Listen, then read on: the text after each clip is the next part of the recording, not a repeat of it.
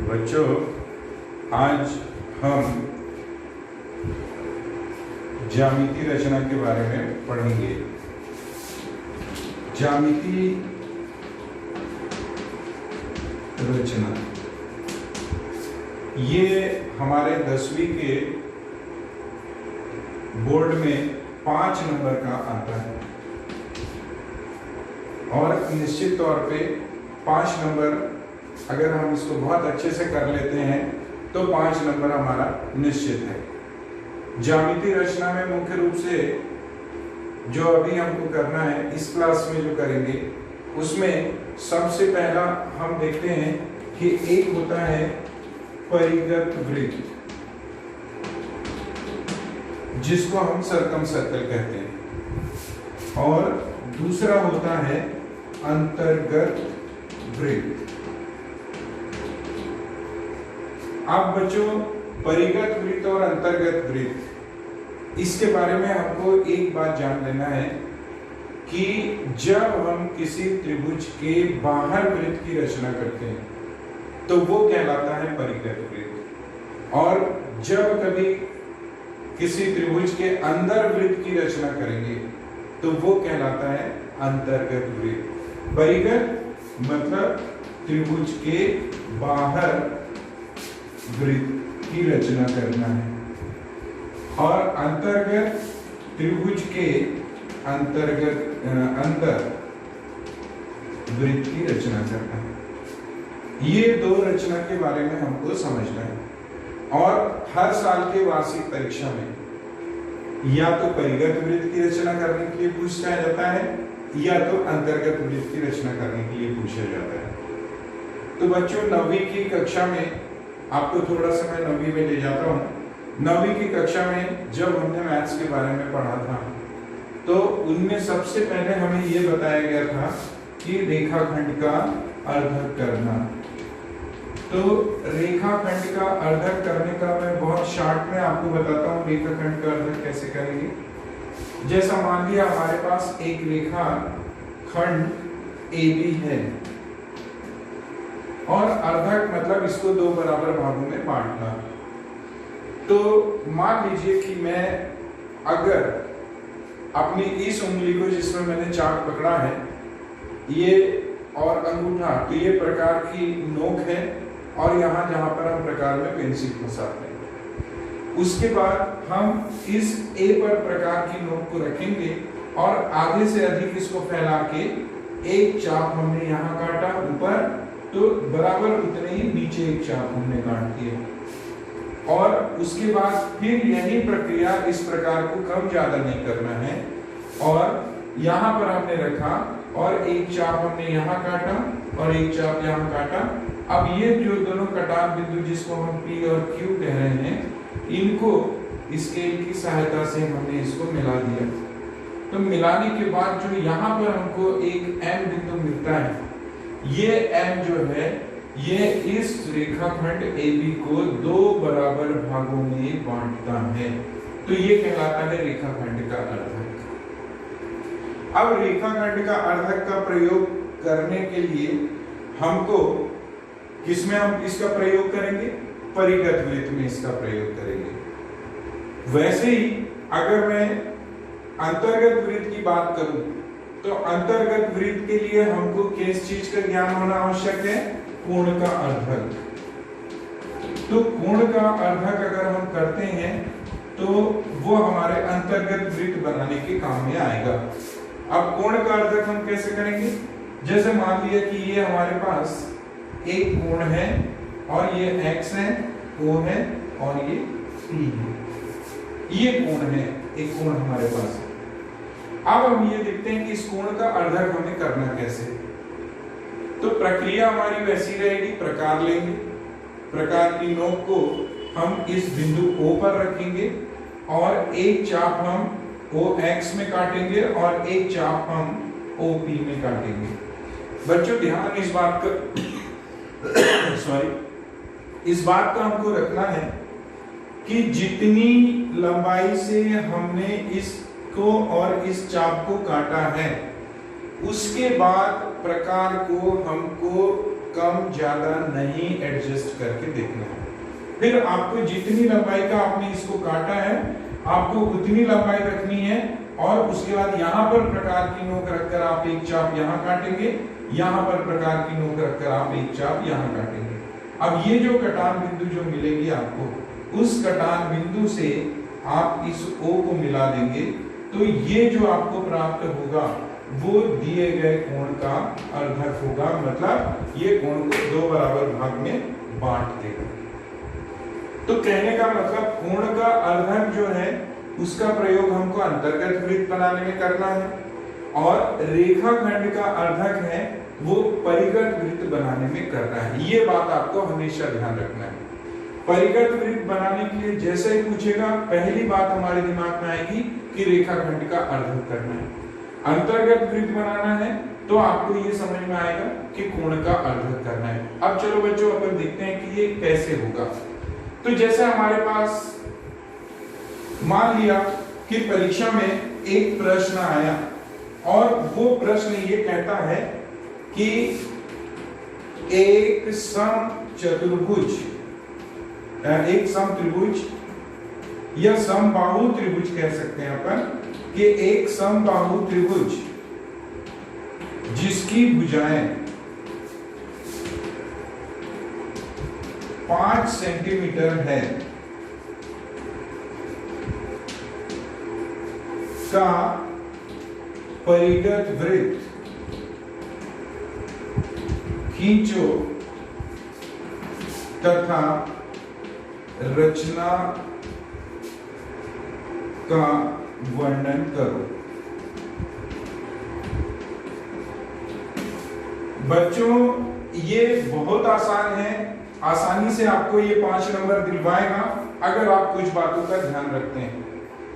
आपको पहली बात तो ये है कि आपको प्रश्न देखना है और प्रश्न को देख के समझना है कि एक समबाहु त्रिभुज, तो यहां पर हमको इस बात को याद रखना पड़ेगा, जैसे कि हम पिछली कक्षाओं में त्रिभुज के प्रकार में पढ़े थे कि एक त्रिभुज जिसकी तीनों भुजाएं आपस में बराबर हैं उसे हम समबाहु त्रिभुज कहते हैं, क्योंकि आपको वहां पर उसने जिसकी भुजा 5 सेंटीमीटर की है, तो अपने को इस बात को ध्यान रखना है कि तीनों भुजाओं की लंबाई 5 सेंटीमीटर की होगी। ये सबसे पहली बात है। उसके बाद हम आगे जाते हैं और यहां पर ये महत्वपूर्ण बात है कि परिगत वृत्त खींचना है या परिगत वृत्त की रचना करनी है। तो अब हमारे दिमाग में आया क्या कि एक समबाहु त्रिभुज जिसकी तीनों भुजाएं बराबर होंगी, और समबाहु त्रिभुज की दूसरी विशेषता क्या होती है कि जिसकी तीनों भुजाएं बराबर होंगी तो उसके तीनों कोण भी आपस में बराबर होते हैं, और तीनों कोण आपस में बराबर होंगे तो बच्चों फिर हम उस चीज को सोचें कि तीनों कोण जब आपस में बराबर, तो हमने ये भी पढ़ा था कि त्रिभुज के तीनों कोणों का योग 180 अंश होता है, और जब त्रिभुज के तीनों कोणों का योग 180 अंश है तो अगर 180 को 3 बराबर भाग में बांटते हैं तो प्रत्येक कोण 60 अंश का होगा। तो समबाहु त्रिभुज के अगर हम थोड़ा सा भी ध्यान देकर उसके बारे में सोचे तो हमको 3 बातें बहुत स्पष्ट पता लगती है कि तीनों भुजाएं बराबर होंगी, तीनों कोण आपस में बराबर होंगे, और उसकी जो रचना होगी तो जब हम इसको बनाएंगे तब देखेंगे, पर मैं पहले से आपको बताता हूं कि इसकी जब परिगत वृत्त की रचना होगी तो उस वृत्त का केंद्र इस त्रिभुज के बीचों बीच हमें प्राप्त होगा। अब ये कैसे होता है देखो मैं बताता हूं आपको। सबसे पहले हमने स्केल की सहायता से एक 5 सेंटीमीटर का रेखाखंड खींचा, ए बी हमने लिया और यहाँ पर 5 सेंटीमीटर। तो सबसे पहली बात, और बच्चों हमारे सामने एक समस्या आती है कि हम चित्र तो बना लेते हैं पर ये बात आता है कि हम रचना विधि कैसे करें या रचना विधि हम कैसे लिखें, इसमें बहुत सारे बच्चे कंफ्यूजन में रहते हैं। तो वो रचना विधि करने का बहुत आसान तरीका मैं आपको बताता हूं। आप जैसा जैसा काम कर रहे हो उसको आप बिंदुवार लिखते जाइए।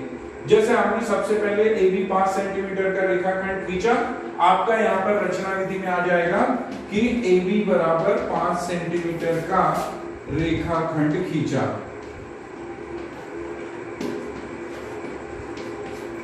ये सबसे पहला आ गया। ये भी 5 सेंटीमीटर का एक रेखाखंड खींचा। आपने वो काम किया, आपने पहला बिंदु आपने लिख दिया, रचना का पहला पद आपका हो गया। उसके बाद फिर क्या करेंगे, प्रकार की सहायता से स्केल में 5 सेंटीमीटर नाप के एक चाप ए बिंदु पर प्रकार की नोक को रख के हमने काट दिया। लेकिन अभी दूसरा कटान बिंदु नहीं मिला है, इसलिए हम इसको सी बिंदु अभी नहीं मान पा रहे। तो वो जो 5 सेंटीमीटर का जो चाप हमने काटा है, उतना ही चाप 5 सेंटीमीटर का बी में प्रकार की नोक रख के हम यहाँ पर काट देंगे। तो ये दोनों कटान बिंदु जो हमें प्राप्त होगा वो बिंदु कहलाएगा सी बिंदु। और उसके बाद आप इस सी बिंदु से आप ए और बी को मिला दीजिए। आप देखेंगे कि एक आपको त्रिभुज मिल गया जो ये भी 5 सेंटीमीटर का है और ये भी 5 सेंटीमीटर का है। तो बात आई दूसरे रचना में अपन क्या लिखेंगे, दूसरे नंबर में कि ए से 5 सेंटीमीटर नापकर एक चाप काटा। फिर तीसरे नंबर में लिखेंगे बी से ही उतने ही 5 सेंटीमीटर के माप का एक चाप काटा जो पहले चाप को बिंदु पर काटती है, और वही अभिष्ट बिंदु सी है जिसे मिलाने पर एक त्रिभुज समबाहु के रूप में या एक समबाहु त्रिभुज के रूप में हमें प्राप्त हो गया। बात यहाँ खत्म नहीं हुई, अभी तो आपने केवल एक समबाहु त्रिभुज की रचना की है। अब आपको क्या करना है, जिसकी भुजा 5 सेंटीमीटर है तो आपने 5 सेंटीमीटर लिया, 6 सेंटीमीटर है तो आपने 6 सेंटीमीटर लिया। जितना भी आपको माप देगा उसके आधार पर आपको लेना है। कोण के बारे में आपको कुछ भी नहीं सोचना है। अब हमारे पास जो है परिगत वृत्त खींचनी है। जैसे ही परिगत वृत्त है तो आपके दिमाग में एक बात आनी चाहिए कि ये त्रिभुज के बाहर बनने वाला वृत्त होगा।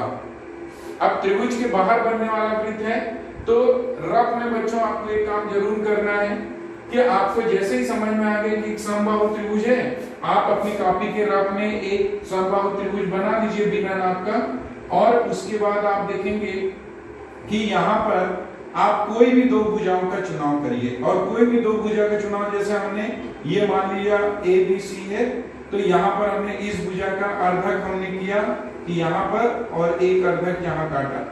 उसका यहाँ रखने के बाद हम जैसे ही देखते हैं तो ये हमको एक अर्धक मिल गया। वैसे ही अगर हम इसको ले रहे हैं तो ये भुजा के लिए तो सेम अर्धक की प्रोसेस हमारी यही होगी।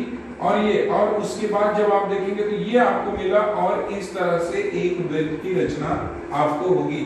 मतलब जो बनने वाला आपको चित्र होगा, ये तो हमने रफ में लिया है, तो आपको कुछ इस प्रकार का प्राप्त होगा।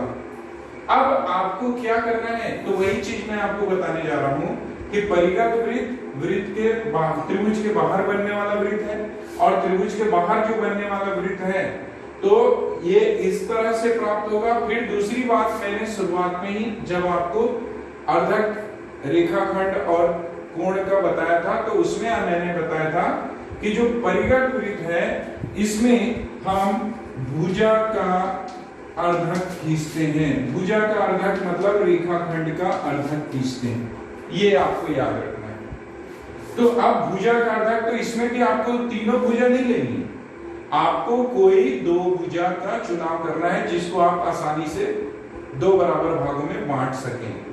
तो जैसे मैंने एक भुजा ले लिया ए और सी को। अब ये ए सी भुजा को जब मैंने लिया तो मुझे क्या करना पड़ेगा, इसका अर्धक खींचना है। तो अर्धक खींचने की प्रक्रिया वही होगी, प्रकार की नोक को हम यहाँ रखेंगे, आधे से अधिक फैलाएंगे, और एक चाप हमने यहाँ काटा तो दूसरा चाप हम यहाँ काटेंगे। वो किस तरह से होगा, यहाँ पर रखे एक चाप पर पूरा इस तरह से, और उसी को घुमा के हम ले आए और यहाँ कट गया। दूसरा हमको यहाँ पर प्रकार की नोक को रखनी है, और फिर इसको हम इस तरह से काटेंगे तो ये इस यहाँ पर, और एक चाप आपको यहाँ ऐसे कटेगा। मतलब आपको पूरा ऐसे घुमा के लाना है। तो ये दोनों जगह पे जब कटेगा तो आप ये दोनों कटान बिंदु को एक रेखाखंड की सहायता से मिला दीजिए। ये इस तरह से मिल जाएगा। अब आपको क्या करना है, एक दूसरी भुजा लेनी है, और उस दूसरी भुजा को आप लेंगे, जैसे मैंने एक दूसरी भुजा BC को लिया, प्रक्रिया वही करनी है। आपको ये नहीं सोचना है कि मैंने आधे से अधिक इतना लिया है, इसमें भी कितना लूं। इसमें भी ये रेखाखंड की जितनी लंबाई है उससे आप आधे से अधिक ले सकते हैं। तो यहाँ पर प्रकार की नोक रखकर आधे से अधिक मैंने यहाँ पर फैलाया और एक चाप यहाँ काटा और इसी को घुमाते हुए दूसरा चाप यहाँ काटा। फिर यहाँ पर प्रकार की नोक को वैसे ही रखूंगा, उसको कम ज्यादा किए बिना, और एक चाप मैंने यहाँ काट दिया। अब मैं जैसे ही इसको काटूंगा तो यहाँ देखता हूं कि ये दोनों रेखाएं एक दूसरे को इस बिंदु पर काटती है। अब ये जो कटान बिंदु हमें प्राप्त होगा, यहाँ पर प्रकार की नोक को ऐसे रखना है और यहाँ तक हम उसको फैलाएंगे और फैलाने के बाद देखेंगे एक रफ आइडिया कि यहाँ, यहाँ और यहाँ, तो देखेंगे कि वो तीनों जगह बिना कम ज्यादा किए तीनों शीर्षों को वो पेंसिल की नोक स्पर्श करेगी। उसके बाद हमको क्या करना है, इसको यहाँ केंद्र को मान के प्रकार की नोक को यहाँ रखेंगे और इसको धीरे से इस तरह से घुमाते हुए प्रकार को पूरी तरह यहाँ तीनों शीर्ष बिंदुओं को स्पर्श करते हुए एक वृत्त की रचना करेंगे। ये वृत्त जो है वो परिगत वृत्त कहलाएगा। बच्चों एक बार मैं फिर से रिपीट कर देता हूँ। एक समबाहु त्रिभुज है जिसकी भुजाएं 5 सेंटीमीटर है, तो हमने 5 सेंटीमीटर का एक समबाहु त्रिभुज खींचा। उसके बाद उसमें क्या करना है कि अब इसकी परिगत खींचनी है, इसलिए हम कोई भी दो भुजा का चुनाव करेंगे, AC और BC का। आप AC और AB का भी चुनाव कर सकते हो, आप BC और AB का भी चुनाव कर सकते हो, आपको जो मर्जी आप कोई भी दो भुजा का चुनाव कर सकते हो। उसके बाद आप ये देखोगे कि इनका भुजाओं का अर्धक करना है, जैसा कि मैंने आपको बताया है अर्धक करने का तरीका कि आधे से अधिक में आप इसको फैलाइए, एक चाप यहाँ काटिए, दूसरा चाप यहाँ पर रखिए, एक चाप फिर यहाँ पर उसी को काटना है और उसको मिला देना है, तो आपको एक रेखा मिल जाएगा।